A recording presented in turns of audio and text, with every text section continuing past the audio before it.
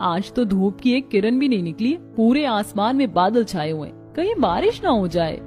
अक्षिता बाहर रस्सी पर कपड़े फैलाकर आई, अपने छोटे से घर में वापस आ गई जहाँ धुआं ही धुआं हो रहा था। अनामिका बहू, तुझे कितनी बार बोला है तेल ज्यादा गरम करके बघार मत किया कर। माँ जी, मुझे कुछ काम याद आ गया था। पूरे घर में तेल की धसक फैल गई थी। ये देख अक्षिता को फिर से बाहर आना पड़ा। इस घर में तो एक एक दिन काटना और भी मुश्किल होता जा रहा है। हम पहले इतने छोटे से घर में गुजारा कर रहे हैं, ऊपर से माँ जी अब देवर जी की शादी करना चाहती हैं। ऐसे में तो इस घर में गुजारा करना नामुमकिन हो जाएगा। अक्षिता ये सोचते हुए बाहर खड़ी हुई परेशान हो रही थी कि तभी उसके सिर पर ठंडी ठंडी पानी की बूंदें आकर गिरने लगी, जिससे वो अपनी सोच से बाहर आई और उसने देखा कि सामने रस्सी पर फैले कपड़े बारिश में भीगने लगे। अरे नहीं, मैंने अभी ये सारे कपड़े धोए थे। ये कपड़े उतार के घर में आई। सत्यानाश, तुम दोनों का ध्यान किधर रहता है? हाँ, एक ने पूरे घर में धसक फैला दी और दूसरे ने सारे धुले कपड़े भिगो दिए।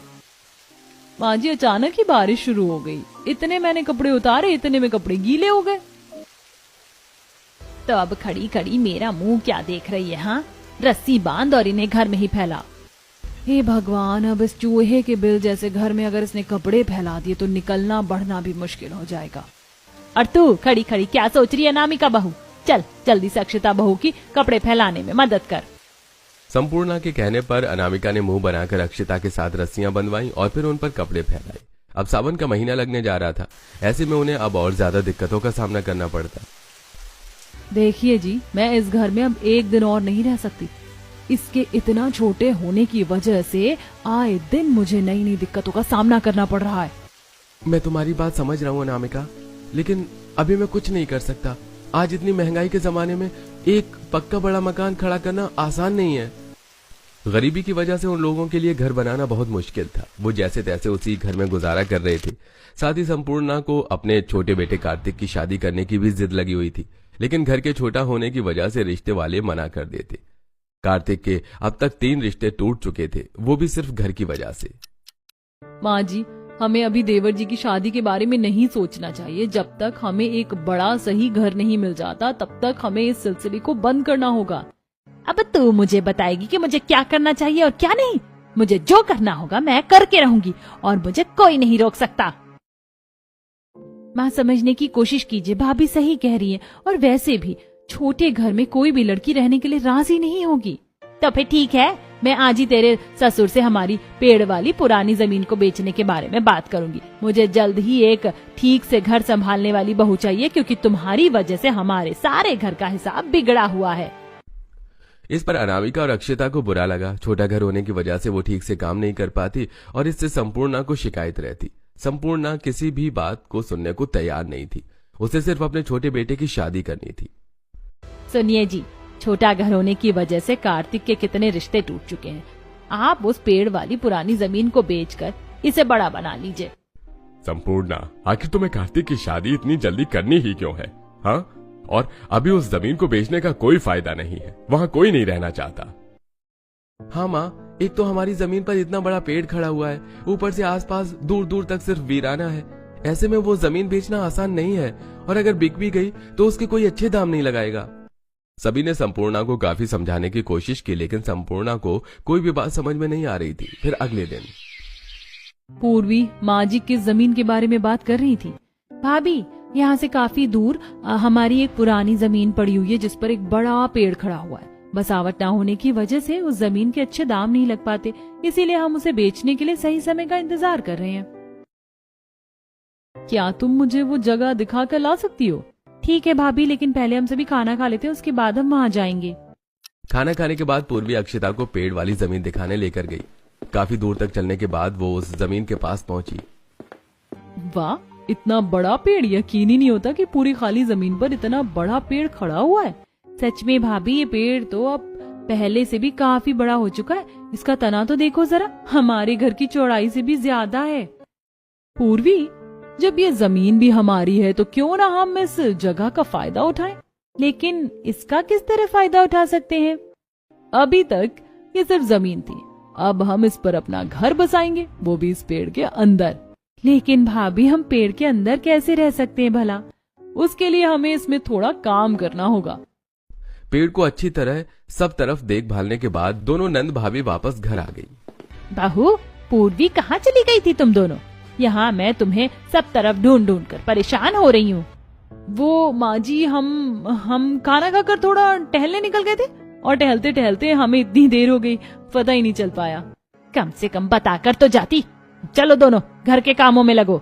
संपूर्णा के कहने पर दोनों घर के कामों में लग गई। शाम को जब हर्ष और सूरज काम पर से घर लौटे तब अक्षिता ने उन दोनों से पेड़ को घर में बदलने की बात की। तुम कैसी बच्चों जैसी बातें कर रही हो अक्षिता? भला हम पेड़ में घर कैसे बनाएंगे? हर्ष जी, वो पेड़ है यानी लकड़ी, आप तो लकड़ी का काम करते हैं ना, तो फिर आपको मेरी बात समझ में आनी चाहिए। मुझे लगता है अनामिका सही कह रही है, हम कोशिश करके देख सकते हैं। भैया, हम उसे सिर्फ समय बर्बाद करेंगे और कुछ नहीं। भैया, एक बार कोशिश करके देखते हैं, क्या पता हम कामयाब हो जाएं। सभी के कहने पर हर्ष ने बात को मान लिया, लेकिन उसे अभी भी इससे शिकायत थी। अगले दिन अक्षिता, पूर्वी, सूरज और हर्ष उस पेड़ के पास पहुंचे और सोच के अनुसार उसकी कटाई करनी शुरू कर दी। वहीं अनामिका, संपूर्णा और हरिवंश के साथ भी। जरा ये देखिए, इसमें तो कितने बड़े बड़े गोल गोल सुराख बने हुए हैं, ये हमारे घर की खिड़कियां बन जाएंगे। वाह भाभी, आपका दिमाग तो बहुत तेज चलता है। चारों ने अपनी पूरी मेहनत से पेड़ में अंदर जाने का दरवाजा और साइडों में बड़ी सुराखों में खिड़कियां बनाई। ये देखिए, क्या इससे कोई फायदा है? ये सिर्फ हमारे घर जितना ही बड़ा है, इसमें भी हमें वही सब परेशानियों को झेलना पड़ेगा। बेवजह ही हमने इस पर अपना समय बर्बाद कर दिया। हर्ष जी, जरा ऊपर देखिए, इस पेड़ का मोटा तना ऊपर जाकर 2 हिस्सों में बट रहा है। हम वहाँ पर भी रहने का हिसाब बना सकते हैं। हम वहाँ तख्ते लगाकर दूसरी और तीसरी मंजिल भी बना सकते हैं, लेकिन अभी के लिए इतना काम काफी है। बाकी का काम हम कल करेंगे और हमें इसकी सफाई भी करनी होगी। सावन लगने वाला है, ऐसे में इसमें कीड़े मकोड़े पैदा हो जाएंगे। सूरज की बात सभी को समझ में आ गई। इसके बाद सभी घर वापस चले गए। इसी तरह फिर अगले दिन चारों फिर से पेड़ पर काम करने आए। अक्षिता ने अंदर से पेड़ की सफाई की और फिर दोनों बेटों ने अंदर से पेड़ में काम करना शुरू किया। उन्हें पेड़ के ऊपर 2 हिस्सों वाले तने में एक कमरा बनाया, उस पर पहुंचने के लिए सीढ़ियां बनाई और उसमें एक छोटी सी गैलरी भी बनाई। ये कितना सुंदर लग रहा है और इसमें हमारे घर से ज्यादा जगह है, हम ऊपर भी जा सकते हैं। हम इसकी डालों पर भी थोड़ा काम कर सकते हैं, फिर हम इस पेड़ को पूरी तरह से बढ़तेंगे। अगले दिन सभी ने पेड़ घर में घर का सामान पहुंचाने की शुरुआत की। हर्ष, सूरज, क्या तुमने कोई नया मकान खरीद लिया? ये सामान कहाँ लेकर जा रहे हो? हाँ माँ, हमने खुद एक मकान बनाया है। सामान पहुंचाने के बाद हम वहीं रहेंगे। घर में ज्यादा सामान न होने की वजह से सभी ने एक ही दिन में सामान पहुंचा लिया और फिर दोनों बहुएं संपूर्णा और हरिवंश को पेड़ घर तक लेकर गईं। अरे, तुमने तो हमारे पुराने पेड़ में ही घर बना डाला। ये तो तुमने सच में कमाल ही कर दिया। क्या बकवास है ये, पेड़ में घर? भला आप कोई आदिवासी हैं क्या? माँ, एक बार अंदर चलकर फिर बताना। खूब मनाने के बाद संपूर्णा पेड़ घर में जाने के लिए राजी हो गई। अंदर जाने के बाद उसे पेड़ के असली आकार और उसमें की गई कारीगरी का पता चला। तुम चारों ने तो इसमें बहुत मेहनत की है। आखिर तुमने कौन से समय में ये सब कर लिया? माँ, काम मुश्किल था, लेकिन सबके एक साथ मिलकर करने से हो गया। इसके बाद तीनों बेटों ने मिलकर एक बैटरी का इंतजाम किया, जिससे पेड़ घर में लाइट लगाकर उन्होंने उजाला किया। इस पेड़ घर में तो कितनी ठंडक है, क्या हमें गर्मी का पता ही नहीं चल रहा है? कोई माने या ना माने, लेकिन ये पेड़ घर हमारे उस घर से तो कई गुना बेहतर है। अब सभी ने उस पेड़ घर में रहना शुरू कर दिया। एक दिन चारों सास बहू नंद पेड़ घर की गैलरी में बैठकर चाय पी रही थी और ठंडी हवा के मजे ले रही थी। वैसे मानना पड़ेगा अक्षिता, तुमने खूब दिमाग चलाया है। भाभी जी, परिवार के लिए इस तरह दिमाग चलाना पड़ता है। चारों बैठी हुई बातें ही कर रही थी कि तभी तेज बारिश शुरू हो गई। सर पर इतने घने पत्तों की छत होने की वजह से हम पर बारिश की एक बूंद भी नहीं गिर रही है। माँ, अभी तो आप देखते जाओ कि हमारा ये पेड़ घर और कितने फायदे हमें दे सकता है। शाम को रोज इसी तरह घर की चारों औरतें पेड़ घर की गैलरी में बैठकर चाय पिया करती। दोनों बेटों ने मिलकर उस पेड़ मकान लकड़ी का थोड़ा और काम किया, जिससे वो अब एक आलीशान पेड़ घर में बदल चुका था। उसमें कई कमरे थे। हर कमरे के आगे एक गैलरी थी और हर मोटी शाखा पर एक लकड़ी से बनी रेलिंग लगी हुई थी, जिससे एक से दूसरे कमरे तक आया जाया जा सकता था। आसपास के निकलते बढ़ते लोगों को भी ये कारीगरी देख काफी हैरानी होती। अब तो हमारे पास इतना बड़ा घर है, अब हम आराम से कार्तिक की शादी कर सकते हैं। इस बार कार्तिक की शादी करने के लिए किसी ने मना नहीं किया। लड़की वालों को भी पेड़ घर काफी पसंद आया। गांव की एक सीधी सी लड़की संपूर्णा के घर में बहू बनकर आ गई। शादी के पेड़ घर को दोनों बहुओं ने मिलकर फूलों और लाइट से बड़े अच्छे से सजाया, जिसे देखकर सभी के होश उड़ गए। नई बहू को भी पेड़ घर काफी पसंद आया, लेकिन बदकिस्मती से अब सावन का महीना लग चुका था। रोज रोज बारिश हो रही है, जिससे पेड़ घर की लकड़ी फूलने लगी है। अब तो एक दरवाजा भी खोला नहीं जाता। हाँ भाभी, और सफाई करने के बाद भी घर में जगह जगह कीड़े हो रहे हैं। बरसात के मौसम में तो बड़े बड़े पक्के मकानों में कीड़े हो जाते, ये तो फिर भी एक पेड़ का घर है। कुछ तो करना होगा, ये कीड़े जहरीले भी हो सकते, अगर इन्होंने किसी को काट लिया तो। आप सभी चिंता मत कीजिए, मैं कीड़े मारने वाली दवाई ले आई हूँ। हम इसे पूरे घर में छिड़क देंगे, जिससे यहाँ कीड़े नहीं होंगे। तीनों बहुओं ने मिलकर पूरे घर में कीड़े मारने वाली दवाई का छिड़काव किया। इससे कुछ कीड़े तो मर गए, लेकिन वो काफी नहीं था, और लगातार बारिश होने की वजह से उसकी लकड़ी से भी अब कीड़े पैदा हो गए थे। सभी को अब कीड़ों की वजह से काफी दिक्कत होने लगी। इतनी ज्यादा बारिश होने की वजह से पूरे पेड़ घर में सीलन फैल चुकी है। ऐसे में ऊपर वाली मंजिलों पर रहना ठीक नहीं होगा। इस मौसम में लकड़ी फूलकर कमजोर हो जाती है। बारिशों की वजह से अब सभी का ऊपर वाली मंजिलों पर जाना बंद हो गया था, जिसकी वजह से ऊपर के कमरों की सफाई न होने की वजह से उनमें गंदगी फैलने लगी। लंबा समय गुजरने के बाद बारिश होनी बंद हो गई, लेकिन अब कुछ ही दिनों में पतझड़ का मौसम लगने वाला था और पेड़ के पत्ते झड़ना शुरू हो गए। ये लो, अभी तो बारिश को कहर खत्म हुआ था और अब ये तेज हवाएं चलने लगी। अब पतझड़ का मौसम लगने लगा है, ऐसे में इस पूरे पेड़ घर के पत्ते झड़ जाएंगे। हे भगवान, अगर ये इतना बड़ा पेड़ सूख गया तो कितना डरावना लगेगा। अरे नहीं, यहाँ तो वैसे भी दूर दूर तक कोई नहीं रहता है। लेकिन अब डरने से क्या फायदा था। कुछ ही दिन में पतझड़ का मौसम लग गया और पेड़ से तेजी से पत्ते गिरने भी शुरू हो गए।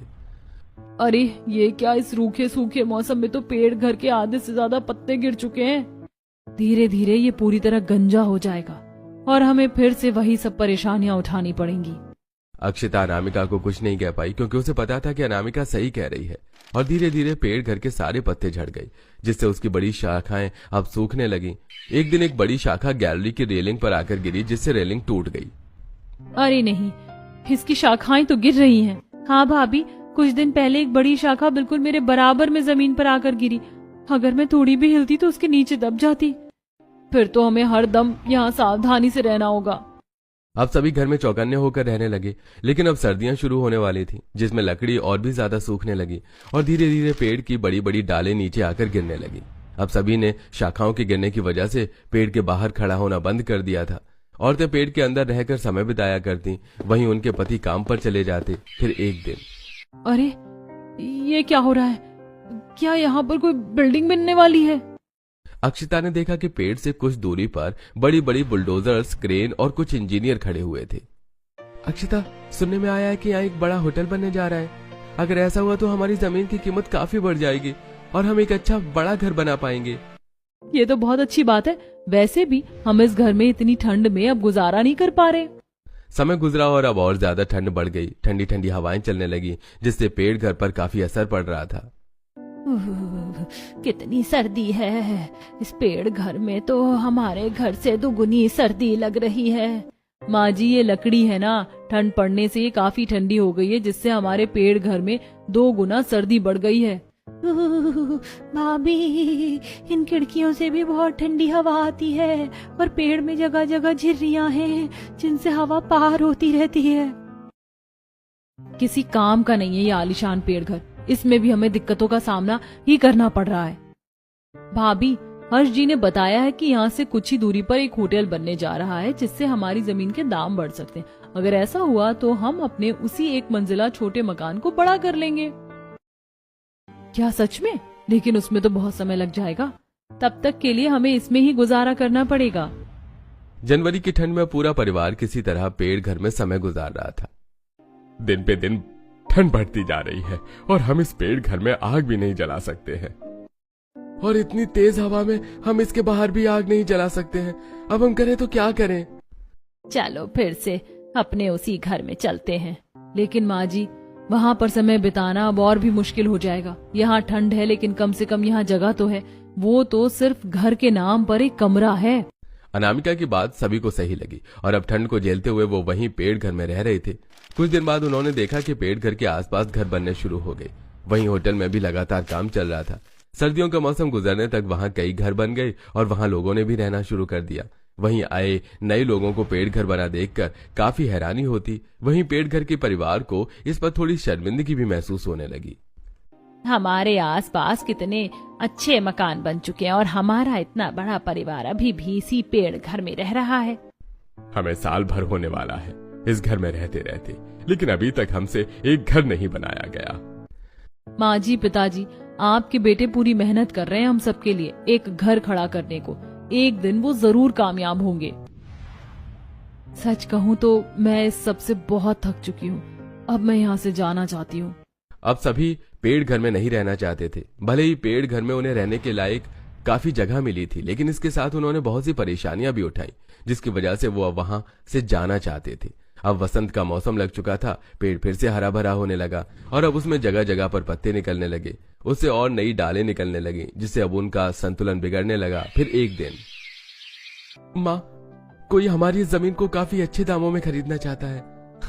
आसपास सब बसावट होने की वजह से हमारी जमीन के दाम बढ़ गए हैं, तो क्या हम इस जमीन को बेच दें? अरे देवर जी, नेकी और पूछ पूछ, मैं तो अभी के अभी यहाँ से निकलना चाहती हूँ। सभी जमीन को बेचने को बिल्कुल तैयार थे और उम्मीद के अनुसार उनकी जमीन अच्छे दामों पर बिक गई। इसके बाद उन्होंने धीरे धीरे पेड़ घर को खाली करना शुरू किया। हमें इस पेड़ घर की बहुत याद आएगी। इतना लंबा समय गुजारा है हमने यहाँ पर। हाँ भाभी, ये घर जैसा भी हो, हमने इसे बहुत मेहनत से बनाया है। हम इसे हमेशा याद करेंगे। हमारी इसमें की गई मेहनत वसूल हो चुकी है। अब हमें इसे अलविदा कहने का समय आ चुका है। भले ही दिक्कतों के साथ, लेकिन पूरे परिवार ने उस पेड़ में काफी लंबा समय बिताया और ढेर सारी यादें बनाई। लेकिन अब उस पेड़ को वहां से हटने का समय आ चुका था। पूरा परिवार उस जमीन को बेचकर वहां से आ गया और जमीन के पैसों से उन्होंने अपने उसी पुराने 1 मंजिला के कमरे वाले घर में काम करवाकर उसे 3 मंजिला बड़ा बना लिया। अब पेड़ घर की जगह पर भी उसे हटाकर कई घर बन चुके थे। सभी को पेड़ घर की काफी याद आती। मुझे अभी भी हमारे पेड़ घर की बहुत याद आती है। सच कह रही हो, मुझे भी जब कभी उसकी याद आती है तो आंखें भर आती हैं। क्यों ना हम अपने घर के आंगन में ही एक पेड़ लगा ले, जिससे हमें उसके ना होने का एहसास नहीं होगा। हाँ, हम आंगन में एक पेड़ लगा सकते हैं और हम उसे बिल्कुल अपने पेड़ घर की तरह ही रखेंगे। सभी आंगन में पेड़ लगाने के लिए राजी हो गए और फिर उन्होंने आंगन में एक छोटा पेड़ लगाया जो काफी तेजी से बड़ा होने लगा। अब जब कभी भी किसी को पेड़ घर की याद आती तो वो आंगन में लगे पेड़ को देखकर खुश हो जाया करते।